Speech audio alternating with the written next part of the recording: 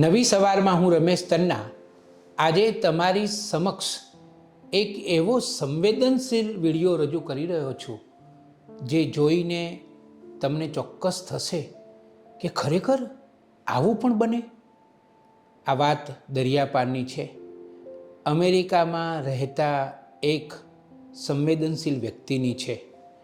એમનું નામ શ્રી મહેન્દ્રભાઈ પટેલ. મેઘદાદા તરીકે તેઓ જાણીતા છે અને પોતાના માદરે વતનમાં તેમણે કરોડો રૂપિયા આપી દીધા છે. હું જ્યારે તેમના ગામમાં તેમને મળવા માટે, નવી સવાર માટે તેમનો વિડીયો બનાવવા માટે ગયો ત્યારે એમની પાસેથી મને એક એવી વાત મળી જે વાત જબરજસ્ત હતી. ખરેખર માનવતા કોને કહેવાય, સંવેદના કોને કહેવાય, પ્રેમ કોને કહેવાય, એવો એક કિસ્સો એમણે મારી સાથે શેર કર્યો જે હવે હું તમારી સમક્ષ રજૂ કરી રહ્યો છું. ટૂંકમાં તમને એટલું જ કહું કે મેઘદાદા પોતાના જીવનસાથી કે તેઓ અમેરિકન છે, એ બંને કોઈકના ઘરે જમવા ગયા અને ડાઇનિંગ ટેબલ ઉપર બધા જમતા હતા અને એક ખૂણામાં એક 17 વર્ષની યુવતી ચૂપચાપ મોં નીચું કરીને જમતી હતી. નોટિસ કર્યું મેઘદાદાએ. ઘરેથી પાછા ફરતી વખતે પોતાના પત્નીને તેમણે કહ્યું કે તે જોયું? તો એમના પત્નીએ પણ કહ્યું કે હા, મેં પણ નોટિસ કર્યું. અને પછી મેઘદાદાએ એક જબરજસ્ત નિર્ણય કર્યો. એ નિર્ણય જબરજસ્ત હતો, એ નિર્ણય સંવેદનશીલ હતો.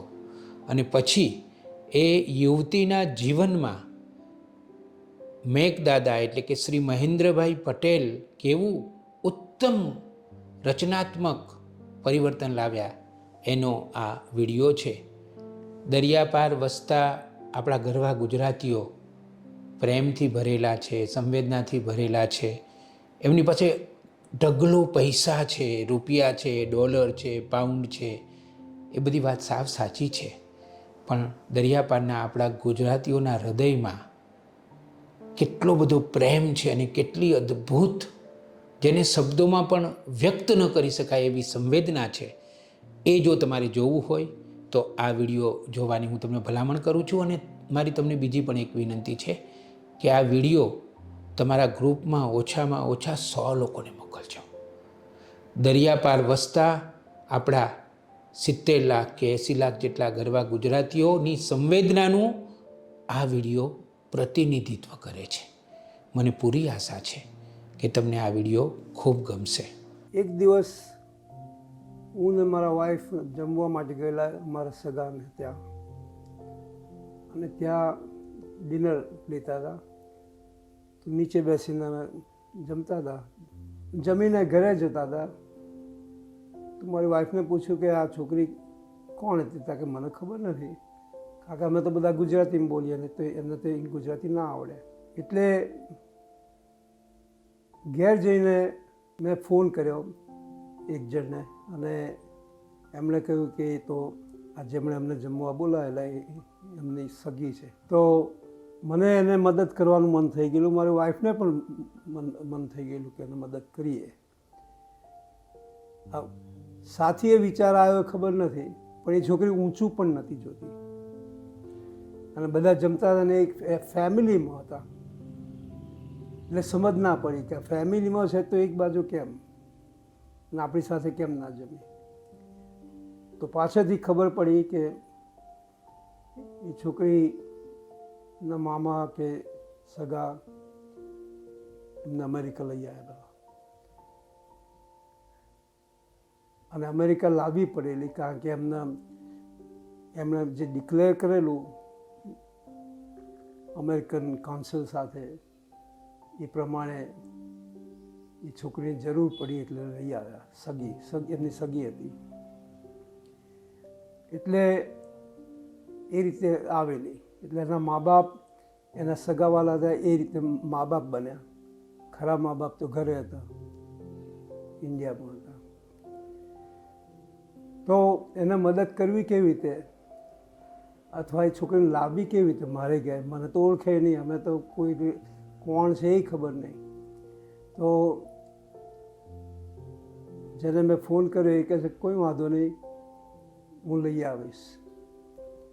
કારણ કે એ સ્વભાવ જાણે એ એ પેરેન્ટ્સ જે લોકો લાવેલા એમનો કે ત્યાં જઈને બીજે દિવસે ગયા અને વાત કરીને ગુસ્સામાં પેલા ભાઈએ એમ કહ્યું કે સારું તમે પોષવતા હોય તો લઈ જાઓ છોકરીને, પણ એમણે એ રીતે કહેલું કે આ બહુ તો અઠવાડિયું રાખશે, 2 દિવસ રાખશે, 4 દિવસ રાખશે, અઠવાડિયું પછી પાછું મૂકી જશે.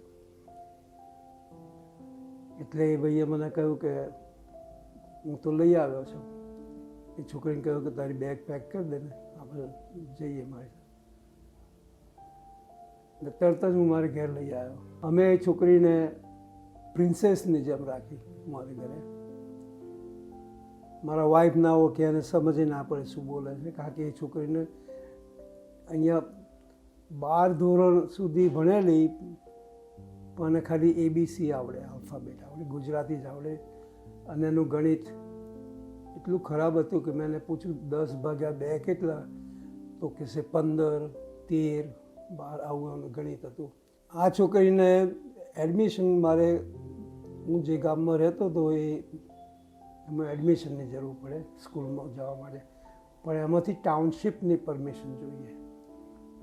ટાઉનશીપ ચેક કરે કે આ છોકરી આ ગામમાં રહે છે અને જો રહેતી હોય તો એનું પ્રૂફ જોઈએ, સાબિતી જોઈએ, તો એના માટે એફિડેવિટ જોઈએ. એફિડેવિટમાં મેં એને એડોપ્ટ કરી છે, દત્તક કરી છે એવું હોવું જોઈએ, તો જ એ ટાઉનશીપ એલાવ કરે, નહીં તો ના કરે. કારણ કે school is funded by township ને એ બધું. એટલે પહેલું તો એ સોલ્વ કરવાનું હતું. તો મેં શું કર્યું કે ટાઉનશીપને મારું પ્રૂફ આપ્યું કે હું આ ટાઉનમાં કેટલા વર્ષોથી રહું છું અને મારું આ ટેક્સ રિટર્ન છે, ઇન્કમ ટેક્સ રિટર્ન ગયા વર્ષનું.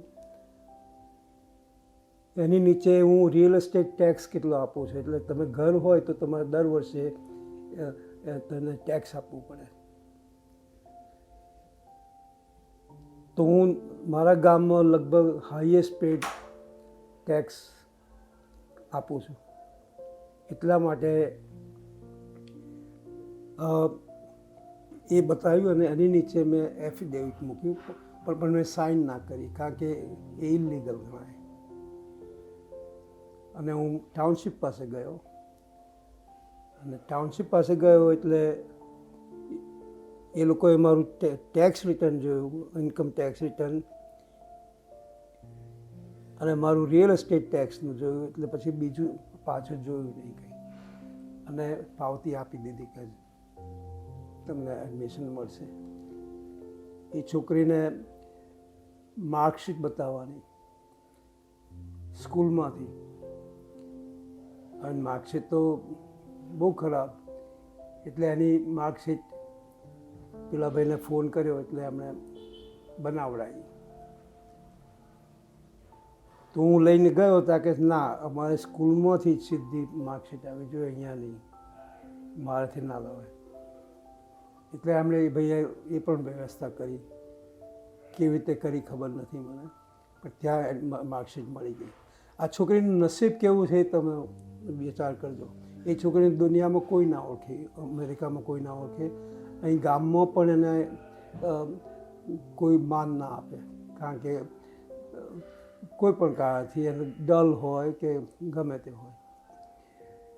એટલે એ અને મને ના ઓળખે, એટલે એને પણ કંઈક મનમાં થતું હશે કે આ શું છે, કોણ છે, કેમ અહીંયા રહું છું, પણ એને કોઈ રસ્તો નહોતો. અને પેલું એને ખબર હતી કે આ જીવન કેવું છે. એ જ્યાં રહેતી હતી ત્યાં એને ખાવા જ કરવાનું, ઘર સાફ રાખવાનું અને બહાર નહીં જવાનું. પણ અહીંયા પ્રોમિસ આપીને ગયેલા એ ભાઈ કે હું એમને ભણાવીશ, બધું કશું જ ના કર્યું.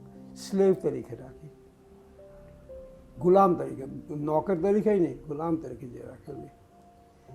એટલે હવે આને ઇંગ્લિશ ના આવડે અને ગણિતને બધું બિલકુલ નહીં સારું. એડમિશન માટે હું ગયો, આ બધા પેપર સિલેક્ટ આપ્યા. તો મેં કાઉન્સેલર હોય એને પૂછ્યું કે કેટલી ક્રેડિટ જોઈએ. 10મા ધોરણમાં એને એડમિશન આપ્યું, 10, 11, 12 3 વર્ષ માટે 10મામાં આપ્યું. 10મા ધોરણમાં એમણે એમ કહ્યું કે આ છોકરી 4 વર્ષ સુધી પાસ નહીં થાય 10મું ધોરણ, અને 4 વર્ષ પછી અમારો રૂલ છે કે આ સ્કૂલમાંથી એને કાઢી મૂકીએ. એટલે કહે છે તમારે જાણવાની જરૂર નથી. મેં કહ્યું મને કહો તો ખરા કેટલી ક્રેડિટ જોઈએ, થાય ના થાય ભલે. તો એમને ચાલુ રાખ્યું. એ છોકરીને સ્કૂલમાં જાય તો ટીચર શું બોલે છે એ ખબર નહીં. બધા સબ્જેક્ટમાં, કમ્પ્યુટર, હિસ્ટ્રી, ઇંગ્લિશનો સબ્જેક્ટ, વર્લ્ડ હિસ્ટ્રી, ભૂગોળ, આ બધામાં, સાયન્સ. તો મેં એટલું જ કહેલું કે કયા પાન્યાથી કયા પાન્યા સુધી ટીચરે શીખવાડ્યું તને એટલું જ મને તું લખી રાખજે, દરેક સબ્જેક્ટમાં, દરેક વિષયમાં, જે એટલું તારે મને જણાવવાનું. એટલે ઘેર આવે એટલે મારા વાઈફે કહ્યું તારે ઘેર આવીને જમવાનું અને સૂઈ જવાનું, ઊંઘવાનું. અને સાંજે રાતના જ્યારે મેક ઘેર આવે ત્યારે તને શીખવાડશે ને જે કરાવે એ કરવાનું તારે. એટલે હું આખો દિવસ કામ કરું ને બધું જોબ પર મારી ઓફિસ ચલાવું ના અંતે, અને સાંજે ઘેર આવીને મારું એક્સરસાઇઝ કરવું, મારું ડિનર લઉં, ત્યાર પછી અમે 9 વાગે એનું શીખવાનું શરૂ કરીએ. 9 થી 3 વાગ્યા સુધી રોજ એને શીખવાડું. એણે જે કંઈ કવર કર્યું હોય હું વાંચી જાઉં, એને ગુજરાતીમાં સમજાવું શું એનો અર્થ થયો, અને સિમ્પલ ઇંગ્લિશમાં સમજાવું કે જેથી એને અંગ્રેજી પણ આવડે સાથે સાથે. આ રોજનું 9 થી 3, અને પછી 3 વાગ્યા પછી એને કહું કે તું હવે જાતે હોમવર્ક કર. પહેલું હોમવર્ક અમે કરીએ પણ એને કરવાનું કે જેથી ટીચરને એમ ના થાય કે આ બહુ હોશિયાર છોકરી છે, હું કરી આપું તો જે થાય. એટલે એ એની જાતે કરે જે રીતે ફાવે એ રીતે. 6 વાગ્યા સુધી એ હોમવર્ક કરે અને પછી સીધી સ્કૂલમાં જાય, એના માટે તૈયારી કરે. એટલે રાતના ઊંઘવાનું જ નહીં, બપોરે જે ઊંઘે એ જ. આ મારું 5 દિવસનું સ્કેડ્યુલ. અને શનિ રવિ એને હું બીજા વિડીયોઝ બતાવું જે નાના છોકરાઓ શીખે ને. સેસમી સ્ટ્રીટ કરીને એક પ્રોગ્રામ હતો ત્યાં શો, એમાં નાના છોકરા કેવી રીતે ઇંગ્લિશ શીખે, અમેરિકન્સ, એનો પ્રોગ્રામ. તો એ એને કહું કે તું 2 કલાક એને હું રેકોર્ડિંગ કરું એનું, અને એને કહું કે આ તું જોયા કર સવારમાં ઉઠી. એટલે શનિ રવિ સવારમાં 2-4 કલાક એ કરે. અને પછી એને ખબર નહીં કે દિવસ ને રાત કેવી રીતે થાય છે. તો હું ડાઇનિંગ ટેબલ પર લેમ્પ મૂકું ને ચારે બાજુ ફરું અને કહું જો આ દિવસ થયો ને આ રાત થઈ. એને એ રીતે સમજાવ્યું કે દુનિયા કેવી રીતે ચાલે છે. પછી અમેરિકામાં અર્લી સેટલર્સ જે કે બ્રિટિશ સેટલર્સ આવેલા એને બધા કેવી શું થયેલું, સ્લેવ્સ આવેલા આફ્રિકાથી, એ બધાનું આખી હિસ્ટ્રી બતાવું, એ અમને વિડીયો બતાવું. એટલે મારે 7 દિવસનો પ્રોગ્રામ ચાલુ હોય. અને રજા હોય ત્યારે તો એને અમે 10-12 કલાક કામ કરીએ સાથે. આ મેં 10, 11, 12 ધોરણ 3 વર્ષ કર્યું. એક પણ વર્ષ એનું બગડ્યું નહીં. પાસ થવા માંડી. એણે જ પુષ્કળ મહેનત કરી. અને મેં હાઈસ્કૂલ ફરીથી કરી. એક તો ઇન્ડિયામાં કરી હતી, અને ફરીથી મેં અમેરિકામાં હાઈસ્કૂલ કરી. આ બધું પતી ગયું. ત્યાર પછી ગ્રેજ્યુએટ થઈ હાઈસ્કૂલમાંથી. અને જે દિવસ ગ્રેજ્યુએશન ડે હતો તે દિવસ એના કાઉન્સિલર મારી પાસે આવ્યા કે mister Patel, you have done a miracle, nobody can ever do what you did. આ છોકરી ક્યાં હતી ને ક્યાં પહોંચાડી દીધી એ કહે છે અમારી કલ્પનામાં પણ નહીં. આ બની જ ના શકે. એટલો બધો આ એ છે કે અત્યારે જ્યારે હું વિચાર કરું છું ને મેં શું કર્યું, તો હું નથી માનતો કે મેં આ કર્યું. અત્યારે એની 40 વર્ષ ઉંમર છે અને ધંધો જ કરે છે. મેં એને ધંધો લઈ આપ્યો, એને ઘર બાંધી આપ્યું, $1 million લીધું લગભગ, અને ધંધો લઈ આપ્યો. અને એને છોકરી પણ છે, અને એ છોકરી અત્યારે કોલેજમાં છે. અને એ છોકરી માટે અને એમના છોકરા માટે મેં કોલેજ ફંડ્સ પર તૈયાર કર્યું છે, એટલે એમ આખું એમને ફ્રી કોલેજ મળે. હવે આ નથી મારે કોઈ જાતનું રિલેશન, કે રિલેશનના સગાના સગાના સગા સગા, એટલે સગા નહીં. અને બીજા ગામને કયા ગામની હતી એ મને ખબર નથી. તો એ ગામના લોકો પણ કહે કે હું જ્યારે એ ભણતી હતી મારા ઘેર હતી ત્યારે કહે કે આ ખોટું કરી રહ્યા છે, કશું થવાનું નથી, આ છોકરી કોઈ દિવસ સ્કૂલમાંથી પાસ થાય નહીં. એ છોકરી અમેરિકાની, અમારી જે સ્કૂલ છે ન્યૂ જર્સીમાં the best school, high school in New Jersey, એમાંથી આ પાસ થઈ. અને અત્યારે મારી દીકરી હોય એના જેવું છે, એને બધું જે જોઈએ છોકરાના છોકરા બધાના માટે. આ એની હિસ્ટ્રી છે. એટલે આજે મેં કંઈ કર્યું છે મારી લાઈફમાં, આટલું ડિફિકલ્ટ કામ મેં કદી બી કર્યું નથી. શૂન્યમાંથી કંઈક બને. અત્યારે એના મા બાપ એ જ કહે છે કે તમે એને શૂન્યમાંથી ઉગાડી. એના મા બાપ સાથે સંપર્કમાં છે? હોય બધું છે. અહીંયા અમે જઈએ છીએ, ઘરે આવેલા 26મી જાન્યુઆરી હું મળવા જાઉં બધું. એના દાદીમાં અત્યારે 109 વર્ષના છે. તો એ પણ હું જઉં તાર રડે કે તમારે મારી દીકરી મારે શું કર્યું, દીકરામાં દીકરીમાં. હા કે મારે હજુ મારા મગજમાં નથી નીકળતું, ના કોઈ ના કરે. અને જેના ઘરે હતી એમના પેલા મામા કે એમાં શું છે? તપાસ નહોતી કરી કોઈ દિવસ? ના, કારણ કે એમને તે નવા નવા આવેલા, કોઈ ટેલેન્ટ નહીં, કશું એ નહીં. આમ માસ્તર હતા પણ ત્યાં બોલે નહીં, કશું વાત ના થાય, સમજ ના પડે, એટલે એમને જાણવા જ નહીં દીધેલું મોટે ભાગે. કારણ કે આવીને કંઈક સ્કૂલમાં કહી દે તો આખું પ્રોબ્લેમ થઈ જાય. એટલા માટે 3 વર્ષ સુધી એમને જાણવા જ નહીં દીધેલું. પણ પછી એમને ખબર ના, એમને ખબર હશે અમુક, પણ એમની જીગર નહીં કે સ્કૂલમાં આવીને વાત કરે, કારણ કે બોલતા ના આવડે ને. પણ આ જે આટલું સારું થયું તો એનાથી એ લોકો રાજી થયા હશે? હું તો નારાજ થયા કે મેં આ કર્યું, હું લઈ ગયો એમ. ઇનફેક્ટ અમારે ના કહેવું છે પણ ગામમાં એવી રીતે પ્રથા કરી કે પેલા નિસરાવાળા આ છે એમનો છોકરો મારે ઘેરથી આવીને લઈ ગયો, એઝ ઇફ મેં એમને કિડનેપ કરી હોય એ રીતે થયું. અને ખોટા ધંધા માટે હું લઈ ગયો. આવી પ્રથા એમણે ગામમાં થઈ ત્યાં સુધી મેં સહન કર્યું. પણ જ્યારે ગ્રેજ્યુએટ થઈને ત્યારે આખા ગામની જે બધું પ્રસરાયેલું એ બધું બધા સમજી ગયા. પણ ત્યાં સુધી મારે તો એક દિવસ તો એમના સગા, એમના જે ભાઈ હશે એમની વાઈફેનો ફોન આવેલો મારી પર ઓફિસમાં કે તમે જે આ છોકરીને આજે તમારા ઘેરથી મૂકી આવો પાછા, કારણ કે તમે ખોટું કરી રહ્યા છો. બોલો, ભાભી પાસે એ અહીંયા ઇન્કમ ટેક્સની ઓફિસમાં કામ કરતા હતા.